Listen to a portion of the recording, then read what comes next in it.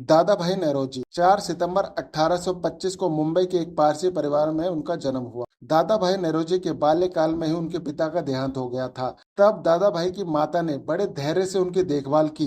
उनके दिए गए संस्कारों ने दादा भाई के जीवन में अमिट छाप छोड़ी। पिता के देहांत के बाद घर की आर्थिक स्थिति बिगड़ने से दादा भाई की पढ़ाई में कठिनाइयां आ गई थी। ऐसे में उनके कक्षा अध्यापक ने उन्हें काफी सहारा दिया। वह पुरानी पुस्तकें लाकर उन्हें देते थे।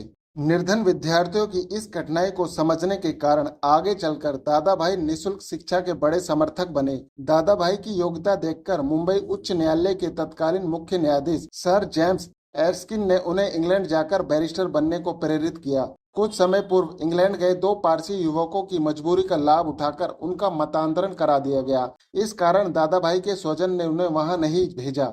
आगे चलकर जब वे व्यापार के लिए इंग्लैंड गए, वहां उन्होंने भारतीय विद्यार्थियों के भोजन और आवास का उचित प्रबंध किया ताकि किसी को भी मजबूरी में धर्म ना बदलना पड़े। इंग्लैंड में महात्मा गांधी की शिक्षा पूर्ण कराने में दादा भाई का बहुत बड़ा योगदान था।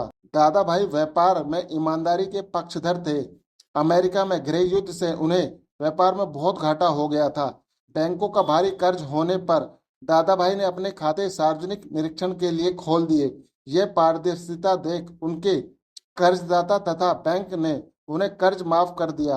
कुछ ही समय में उनकी प्रतिष्ठा भारत की तरह इंग्लैंड में भी सर्वत्र फैल गई। दादा भाई का मत था कि अंग्रेजी शासन को समझकर ही हम भारत के लिए अत्यधिक लाभ उठा सकते हैं। अतः वह समाचार पत्रों में लेख तथा तर्कपूर्ण विज्ञापनों से शासकों का ध्यान भारतीय समस्याओं की ओर दिलाते रहते थे। 27 दिसंबर 1885 में जब मुंबई में भारतीय राष्ट्रीय कांग्रेस की स्थापना हुई तो दादा भाई ने उसमें बहुत सहयोग दिया। अगले साल कोलकाता में हुए दूसरे अधिवेशन में वह कांग्रेस के अध्यक्ष बन गए।